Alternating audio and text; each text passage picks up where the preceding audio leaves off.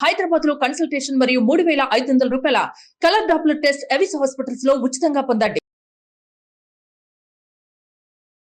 నమస్తే అమ్మా. నమస్తే తల్లి.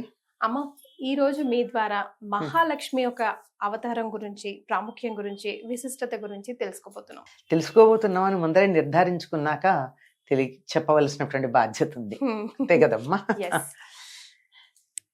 లక్ష్మీం క్షీర సముద్ర రాజతనయాం శ్రీరంగధామేశ్వరీం దాసీభూత సమస్త దేవవనితాం లోకైక దీపాంకురాం శ్రీమన్మందకటాక్షలబ్ధ విభవ బ్రహ్మేంద్ర గంగాధరాం త్వాం త్రైలోక్య కుటుంబినీం సరసిజాం వందే ముకుంద ప్రియాం. అమ్మవారి యొక్క అవతారాలలో ప్రముఖంగా చెప్పుకోదగినటువంటి వాటిల్లో మహాలక్ష్మి ఒకటి. ఎందుకు అంటే అమ్మవారిని మనం ప్రార్థన చేసేటప్పుడే ఏమని చెప్తాం?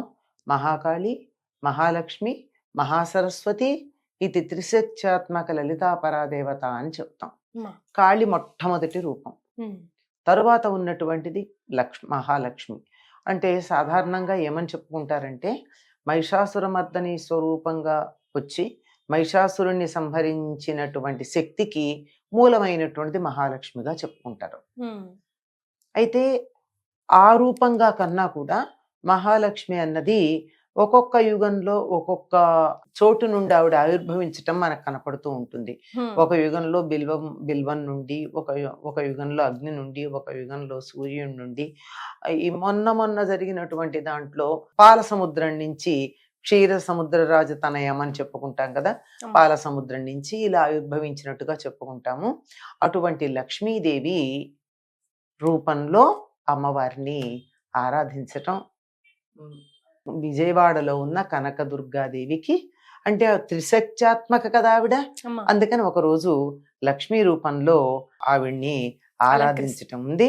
ఇక్కడ మాత్రం ఆవిడ క్షీరాబ్ది పుత్రికగానే చెప్పుకోవడం, క్షీరాబ్ది కన్యకకు అని మనం అన్నమాచార్యుల వారి కీర్తన కూడా మనకు కనపడుతూ ఉంటుంది. ఈవిడ డోలాసురుడు అనేటటువంటి రాక్షసుని సంహరించింది అంటారు. దీన్ని హోలాసురుడు అనే పేరుతో కూడా మనకు కొన్ని చోట్ల కనపడుతూ ఉంటుంది. దుష్టరాక్షస సంహారానికి ఆవిర్భించటమే. మహాలక్ష్మి ఎప్పుడూ కూడా రజోగుణ సంపన్నంగా మనకి కనపడుతూ ఉంటుంది ఈ తల్లి. కొన్ని సందర్భాల్లో సత్వగుణానికి ప్రతీక కూడా చెప్పుకుంటూ ఉంటారు. ఈవిడ లోక స్థితికారిణి. లోకం స్థితికారుడైనటువంటి వాడు విష్ణువు. విష్ణువుకి ఆ స్థితికారకత్వాన్ని ప్రసాదించేటటువంటి శక్తి మహాలక్ష్మి. ఇప్పుడు మనకి ఈ మహాలక్ష్మి ఎన్ని రకాలుగా ఉంటుందంటే, మనకు లోకంలో ఏదున్నా గానీ మనం లక్ష్మిగా చెప్పుకుంటాం, సంపద అనే అర్థంలో.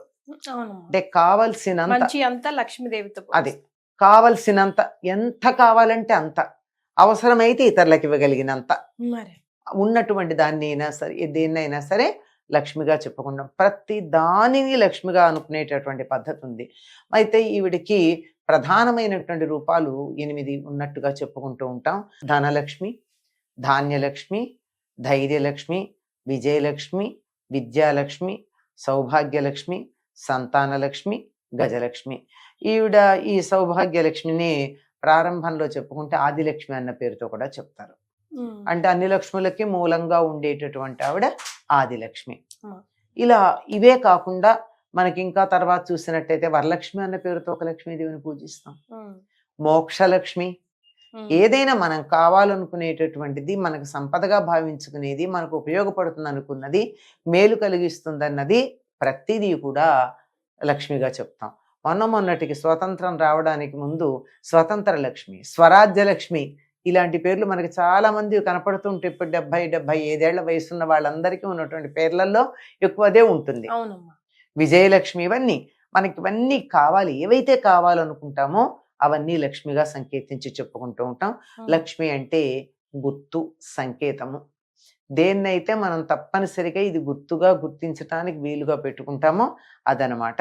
ఇది యాదేవి సర్వభూతేషు లక్ష్మీ రూపేణ సంస్థిత అని మనకు అన్ని జీవులలోనూ అనేకమైనటువంటి గుర్తుల రూపంలో ఉండే అమ్మవారిని లక్ష్మి అని మనం చెప్పుకుంటాం. లక్ష్మీ రూపంలో ఉండేటటువంటి అని చెప్తాం. మనకి చండీ సప్తశతిలో కూడా తప్పనిసరిగా చెప్పేటటువంటి మంత్రం ఏమిటంటే దుర్గా సప్తశతి లేక ఈ రెండు కూడా ఒకటేనమ్మా. ఈ చండీ సప్తశతి లేక దుర్గా సప్తశతి పారాయణ చేస్తూ ఉన్నప్పుడు అక్కడ యాదేవి సర్వభూతేషు లక్ష్మీ రూపేణ సంస్థిత అంటే గుర్తుల రూపంగా దేన్నైనా ఒక వస్తువుని కానీ ఒక వ్యక్తిని కానీ ఒక పదార్థాన్ని కానీ గుర్తించాలంటే కొన్ని సంకేతాలు ఉంటాయి. ఏదో తెల్లగా ఉన్నారు, పొడుగ్గా ఉన్నారు, లావుగా ఉన్నారు, ఫలానా వస్త్రాలు ధరించారు, ఇలాంటివన్నీ గుర్తులే కదా.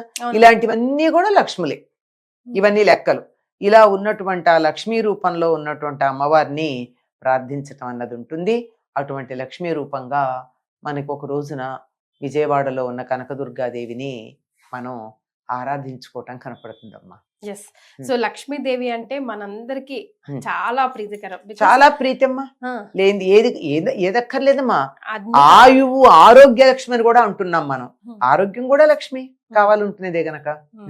అయితే కానీ మనకు కావాల్సిన ఈ లక్ష్మి మాత్రం చాలా చంచల గుణం ఉంటుంది కదమ్మా. అవునమ్మా. మరి ఈ రోజు ప్రత్యేకంగా ఎలా ఆరాధిస్తే స్థిరంగా కూర్చుంటుంది మన ఇంట్లోనే? అమ్మా, మన ఇంట్లో స్థిరంగా కూర్చుంటే కుళ్ళు వాసన వస్తుందమ్మా, పాచిపోతుంది.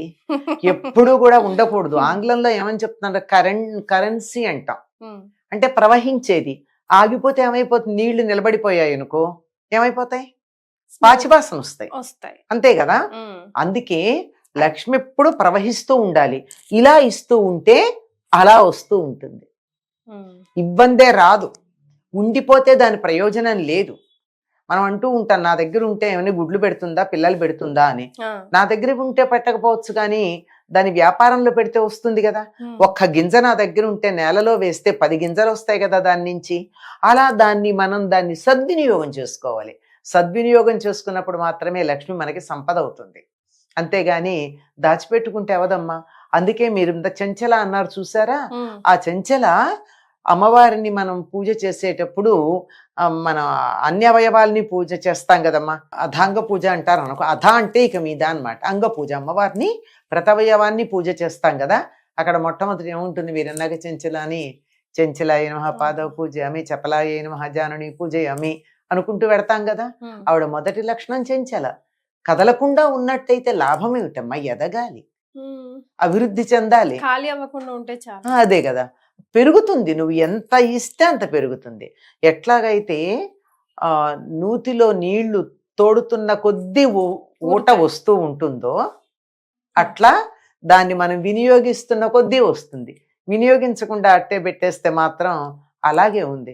ఎప్పుడో 100 రూపాయలు ఉన్నాయనుకో నాకు 10 ఏళ్ల క్రితం, దాన్ని బీరువాలో పెట్టి దాచుకున్నాను అనుకో 100 రూపాయలే ఉంటాయి. దాన్ని పెట్టి నేను ఏదైనా వస్తువు కొన్నాను అనుకో దాని విలువ పెరిగిందా లేదా. అంచేత లక్ష్మి ఎప్పుడూ కూడా కదులుతూనే ఉండాలి. కదిలితేనే లక్ష్మి, కదలకపోతే లక్ష్మి కాదు. సో లక్ష్మీదేవికి ప్రత్యేకంగా ఇలా దీపారాధన చేయాలి, అలా చేయాలి అని ఎన్నో చెప్తారు కదమ్మా. అవన్నీ అమ్మ చెప్పాను కదా, వ్యక్తిగతమైనటువంటి ఇష్టానిష్టాలు ఎక్కడెక్కడో వెతికి వెతికి వెతికి తీసుకుని వస్తారు. అంటే ఉన్నాయి, లేక వాళ్ళు అసత్యం చెప్తున్నారని కానీ తప్పని కానీ నేను అనలేను, కానీ సామాన్యమైనటువంటివి కాదవన్నీ. మామూలుగానే దీపం పెడతాం, అమ్మవారికి ఇష్టం దీపం. అసలు అమ్మవారు ఉంటానని చెప్పినటువంటిదే దీపంలో ఉంటానంది కదా. దీపం ఇష్టం, పువ్వులు ఇష్టం, కుంకుమ ఇష్టం, పసుపు ఇష్టం, ఇంట్లో సంతోషంగా ఉంటే ఇష్టం, అంతే కదా. నవ్వుతూ ఉంటే ఇష్టం, ఆనందంగా ఉంటే ఇష్టం.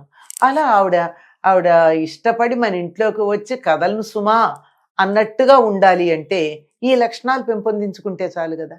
రైట్ అమ్మా, చాలా సంతోషం, ధన్యవాదాలు.